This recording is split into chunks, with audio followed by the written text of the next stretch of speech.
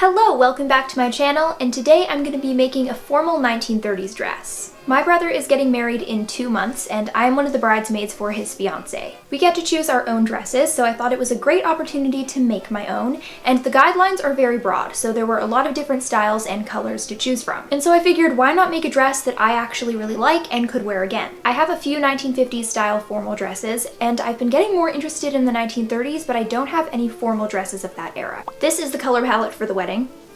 Lots and lots of colors, so I decided to go with pink. So here's the design I've created. I decided to go with a high straight across neckline and some fluttery sleeves. This style of sleeves was incredibly popular throughout the 30s. And the waist goes directly into the skirt with a little pointed section going just below the bust. Another aspect of 1930s dresses which I love and I don't have a lot of in my wardrobe is low backs. So I'm going to do a nice low back and a pretty classic 1930s style skirt that goes a little bit below the knees. Here's the fabric I'll be using. I got it for 99 cents at the thrift store, and there's lots of it, which is really nice. It's sort of satiny but not super shiny, which I like. And no, it is not pink. I'm going to be dyeing it. But I think I'm just going to make the dress with this fabric as it is right now, because then when I dye it, I can also be dyeing the thread the same color. For the construction of this dress, I'm largely going to be relying on draping on my mannequin. This is a really lovely method for 1930s dresses, especially when they have this sort of drapey situation happening like I have at the neckline. So without further ado, let's start making this dress. I'm framing things very carefully because my sewing room is an absolute disaster right now. Oh, also excuse my vintage Pinocchio puppet. Let me just... Okay, let's start draping the top of the dress. Okay, so basically it starts with very literal draping. I've just put the fabric on top of my mannequin, and I'm just gonna smooth it out in the front and try and stick a pin in the middle of the waist. And I'm gonna start by doing the sort of pointed waist situation. I'm just gonna cut that, and when I do draping, I like to basically just do it on one side, and then later I can fold the fabric in half to cut it out symmetrically.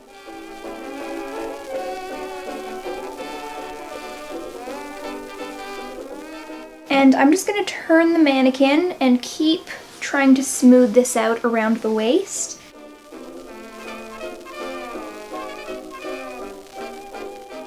Now usually I would smooth this out from the top of the chest and then put like a dart right there, but I'm gonna smooth it upwards instead. And this sort of helps me work towards getting this drapey neckline, because it makes all of this fabric up here really nice and loose so that I can shape it how I want to. Alright, this is what I have at the moment. It's very smoothed around the sides, so it fits basically the whole ribcagey section of the body. Now because of the low back, obviously a bunch of this isn't going to be here, but we'll get to that later. With it draped like this is when I'm going to cut the armholes.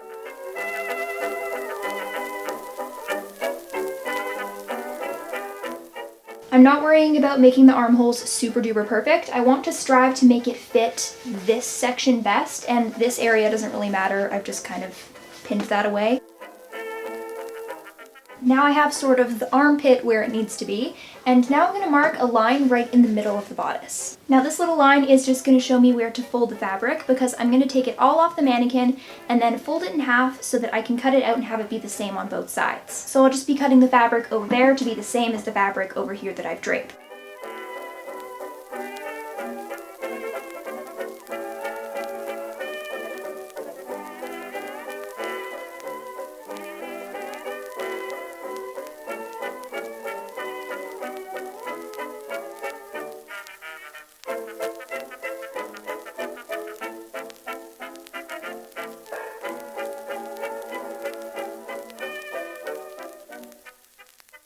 Alright, so my lovely mannequin Miss Nancy is wearing a very weird top at the moment, but we are going to fix this. I wanted there to be lots of room to play, so there's basically just a lot of fabric where the neckline is supposed to be. And now comes the part of drapery that is very artistic, I suppose, where I'm just gonna sort of fiddle around with this until it makes a neckline that I like. To be able to do this though, I do need there to be a hole for this actual like neck of the mannequin to be able to go through, otherwise I can't really do anything with the fabric. So I'm just going to smooth directly upwards from this and make a hole.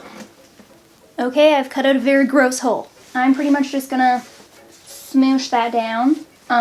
Well, You could definitely do something with that. I am going to sort of try to explain what I'm doing to you, and I want to see what will happen if I start out by just like having this whole top section smooth, because I think that I am going to need to put some amount of a dart right here, and I want most of the creases to be right here, so I'm going to just try and sort of form some creases with my fingers.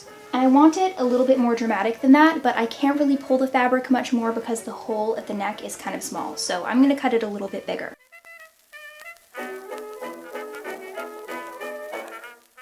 Okay, I definitely am going to put a dart.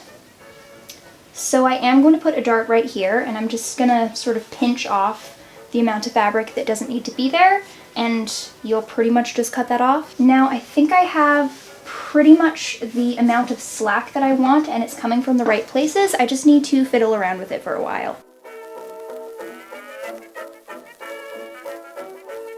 I am putting some actual little pleats in the shoulders to hold my draping in place.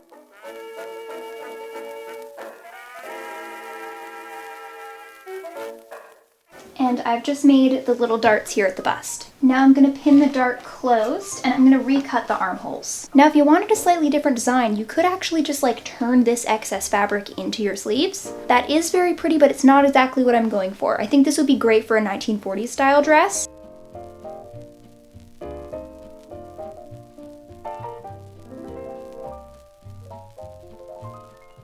There are some ways you could do this to just have this fabric at the back just be the back of the dress, but I'm actually just going to cut the shoulders right where I did the pleats.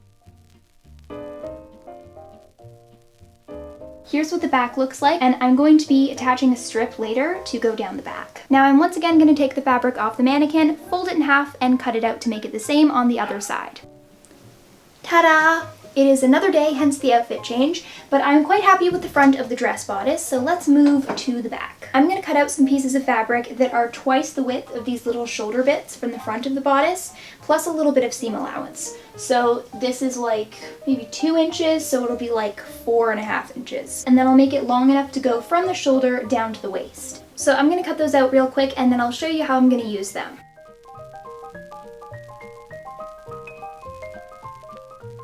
So the plan with these strips was to sew them into a tube so that they're folded in half, and then have them be like back straps coming down like that. But something else that I have just considered is I could gather them as well and attach them at the shoulders like that.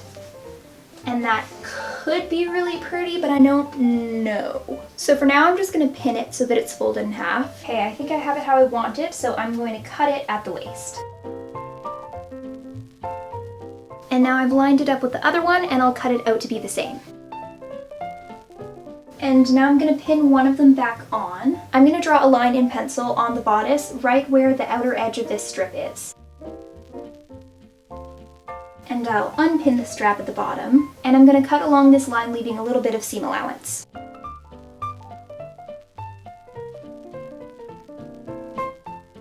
I did draw the line very faintly, by the way, so you probably couldn't see it, but it is there. And I'll just pin the strap back down. I'm going to make the other side match by taking the piece that I cut off of this side and lining it up on the other side. Then I can trace it, and now I can be sure I'm cutting off the same amount on this side. Now let's move on to the skirt. I'm going to do a 4-paneled skirt with a seam in the center front and the center back. This part's going to rely a lot on the drapery. Usually my instinct is to just lay the fabric straight across horizontally here and drape it from there. But in the 1930s they did a lot of bias cutting, which basically means cutting diagonally on the grain instead of with the grain. So I'm going to hold my fabric from the corner and drape it like that. And to begin draping a skirt, I pretty much just like to try and smooth out the fabric as much as possible onto the waist. I have it pretty well smoothed out, but the thing that's stopping it is this fabric above the waist, so I'm going to cut that off. Now I'm going to try and get it really smooth right in the front of the body. And I'll try and draw a really straight line right in the middle. A lot of especially formal 1930s dresses would be really form-fitting around the hips and then would get much more flared towards the hem. So it's just past the hips that I'm going to start flaring this line outwards.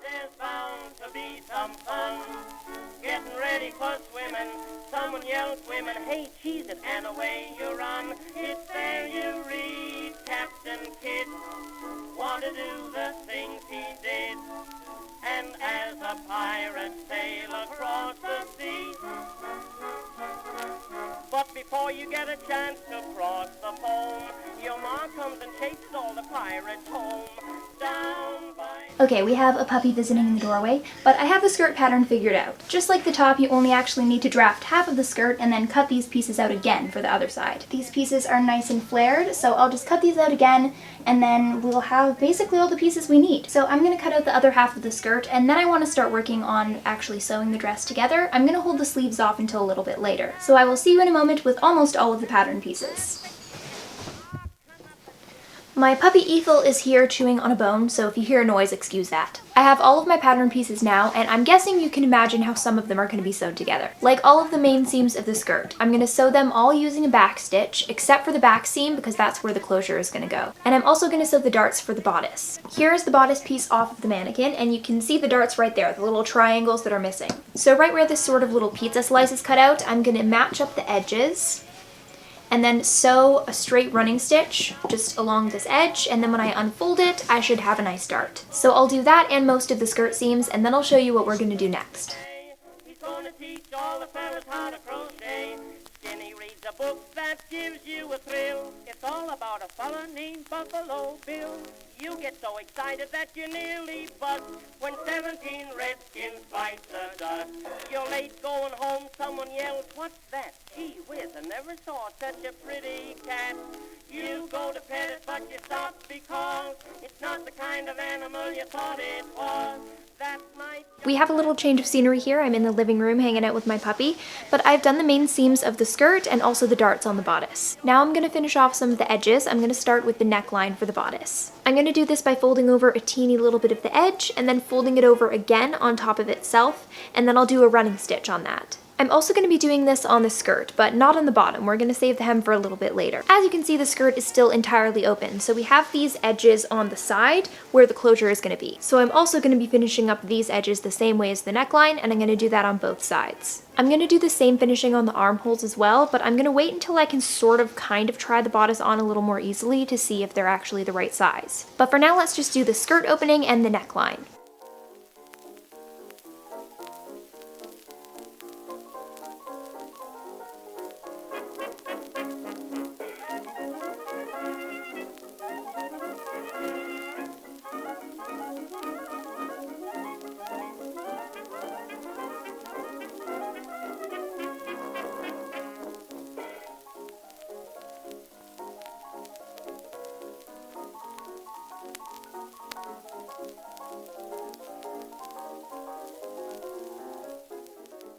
Okay, I have the bodice pinned to my clothes so that I can sort of see how the armholes fit, and I think that once this is sort of pleated, that is going to work pretty nicely. So I'm going to go ahead and finish off the edges of the armhole the same way I did the neckline. And I did actually end up doing the neckline with a whip stitch instead of a running stitch, just because this fabric, since it's kind of shiny and smooth, there's no patterns or anything, it's very easy to see the stitches, and so a whip stitch was a little more discreet and didn't make the fabric pull in any weird ways. Once I'm done finishing off the armholes really quick, I'm going to do something that kind of needs some explaining. I had to consider for a bit how exactly I was going to attach the sort of strappy parts at the back to the actual bodice. So what I'm going to do, you see this back part, I'm going to put the strip right sides together with the edge of the bodice opening. And then I'm going to sew a straight line along this. I'm going to pin this so that I can show you what it'll be like. For some reason, for the rest of this clip, my mic just stopped working, so I'm just going to do a voiceover for a minute.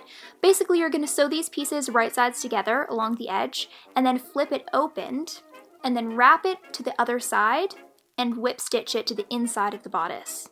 And then for the rest of this strappy thingy, you're going to tuck the raw edges inside of the tube and use an invisible stitch to keep it in place.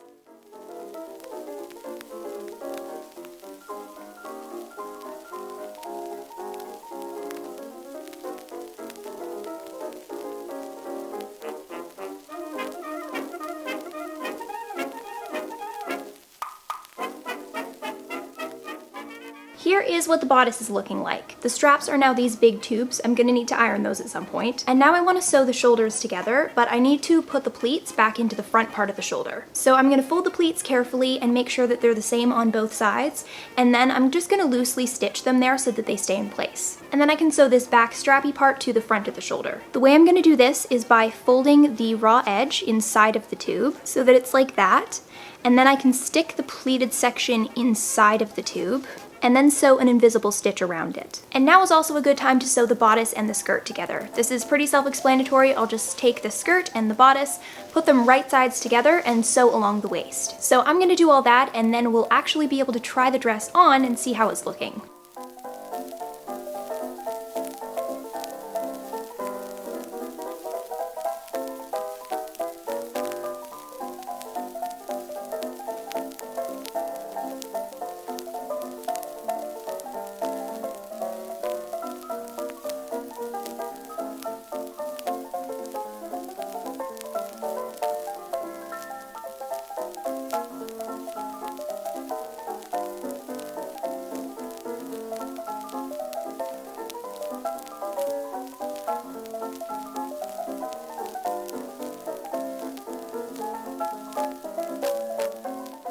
So I tried on the dress now that it's a little more put together, but I decided that I'm not gonna show it to you until it's actually done. Right now the waist fits me, but like, it just fits me. There's not really any wiggle room. So I'm thinking I can take a little bit of the extra fabric and make some wide ribbons. And right where the top of the skirt comes together in the back, I'll put the ribbons, and then I can tie the top of the waist closed. This way I can actually eat while I'm wearing the dress, and then I can still have a little bit of room. So that ribbon to tie the waist is just gonna be like at the top of the skirt closure, but below that I think I'm gonna do snaps. I considered hooks and eyes, but you'd sort of be able to see the stitching on the other side a little too easily, but I can put the snaps right on the edge where it's sort of folded over, and then you won't be able to see it from the outside. So I'm pretty much just gonna make more of these sort of wide tubes that I used for the straps of the dress and iron them out to make them flat ribbons. While I'm doing this, I'm also gonna close sort of the bottom section of the skirt because the whole thing doesn't need to be opened. So I'll overlap the back of the skirt just a little bit, and then starting a few inches down, like maybe 6 to 8 inches, so that I have some space to get into the dress, I can use an invisible stitch to sew the skirt closed all the way down. So I'm gonna get all that done to finish off the closure of the dress.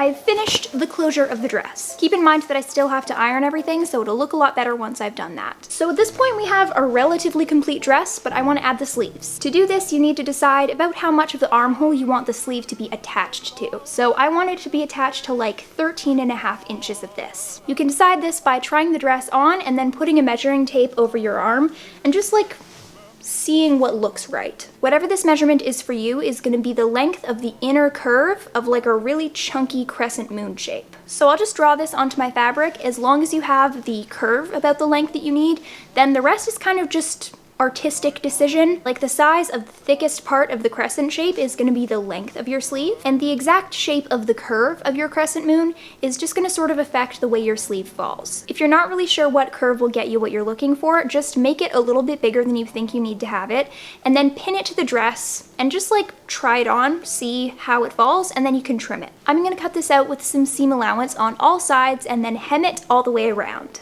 Oh, and by the way, the more extreme the curve is of this crescent shape, the more fluttery your sleeves will be. The flared shape of this works pretty much the same as a circle skirt. Tonight, when even the stars are dim, It actually took me a pretty long time because I used some pretty small stitches, but I finally finished hemming the sleeves. So a few things. Once again, this is yet to be ironed and it will look better when the whole dress has been ironed, but also this fabric isn't quite as fluttery as I thought it was. Since the edges are hemmed, it's a little more structured, so it's not as fluttery as I expected, but I still like it and I think it'll work out pretty nicely. Now I'm going to attach each of the sleeves, and I'm going to do this by putting them right sides together with the armholes. Then I'll use a little whip stitch along the edge and flip them to show the nice side. And I'm also going to hem the bottom of the skirt, and I'll just do that the same way that I finished off the edges of the sleeves.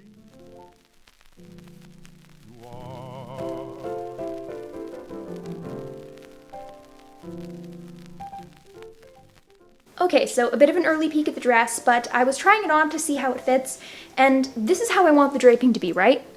But since there's no back holding it together, if I relax, like, these shoulders can just like come apart, and then all the draping is gone. And this still looks pretty cute, but I want the draping to be there. So I have an idea. I'm gonna attach a ribbon on the inside of the dress to the inside of the armhole over here to the other armhole, so that the shoulders stay the right amount apart. So I'll make the ribbon like that long so that the shoulders stay this far apart, and then this draping will like exist. Oh yeah, something else you could do.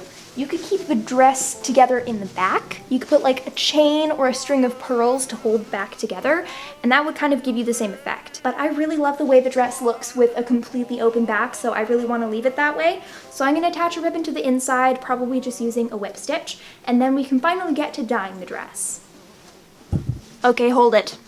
I was about to go to bed, but if I hold this part like this, it's perfect. It's perfect. So I think what I'm actually going to do, I'm going to attach a ribbon to the edge of this, to this part at the waist, and then that actually holds the shoulders together anyways. And I think that that might feel less weird and also be less likely to have weird pulling issues. Hello? Can I help you? Anyways. But yeah, I think if I attach a ribbon this way instead of that way, it'll just look better. So I really need to go to bed now, but I'll see you soon. I hope this has truly conveyed to you what chaos my sewing projects can be. In my sweet little Alice gone, when I first wandered down into town, I was so proud and shy as I filled every eye, but in every shop window I trimmed passing by, then in manner of fashion I shine.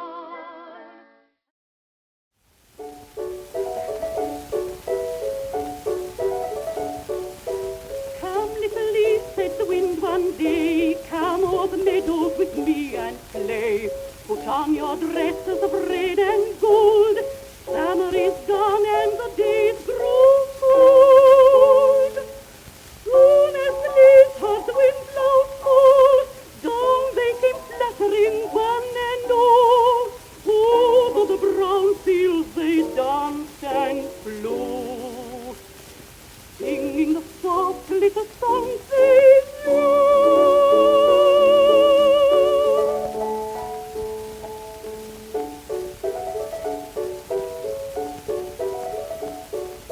Cricket, goodbye, we've been friends so long. Little brook, sing me your farewell song.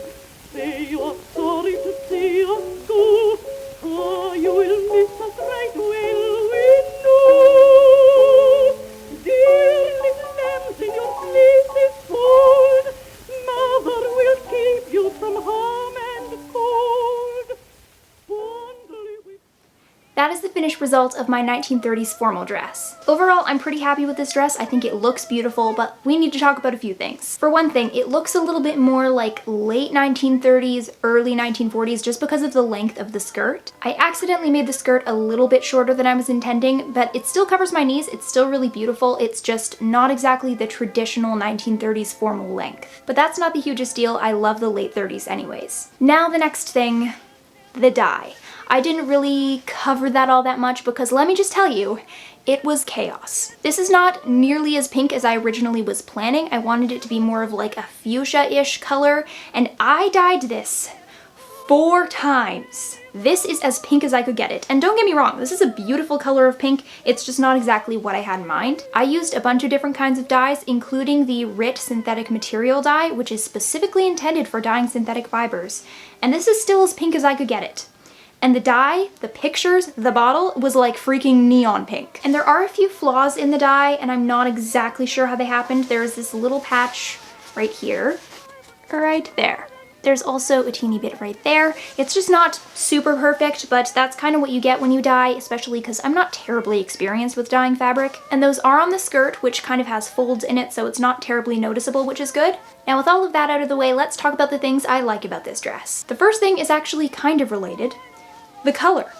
Even though it was an accident, I love this color. I think this is beautiful. It may not have been what I was intending, but I think that this color looks really nice on me, and it will actually go very well with the wedding as well. The only thing is that the dye that I used is probably not going to get the best review from me because this is not the color that was advertised. Other things I like.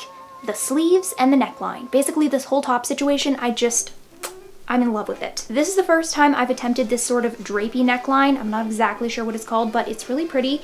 And I think that the method I used worked pretty nicely. When I've looked at other dresses with this kind of neckline, it frequently has more material that's just kind of folded over, but also the draping doesn't really hold its shape. A lot of the time these dresses do need to be sort of fiddled with a lot while you're wearing it, and that's something I love about this with this ribbon on the inside, is this just kind of stays where I have it. The way I have the drapes, it's not really going anywhere. And then these sleeves, like, come on. Need I say more? They're butterfly sleeves. What's not to love? And the low back, it's perfect. When all is said and done, I am very satisfied with this dress. It'll work incredibly well for the wedding and also for other events in the future. Oh, by the way, fun fact for that little reveal, I took photos and filmed at the Empress, which is like the fancy hotel in Victoria City in BC that the Queen and King that they stay at, so that was really cool. So that would be it for today. I hope you enjoyed this video. Please comment, rate, subscribe, and all that jazz, and I'll see you guys next time. Bye! Oh my goodness, that was a violent sneeze. This is Miranda. Come and see her. Hi, puppy. Working in her room.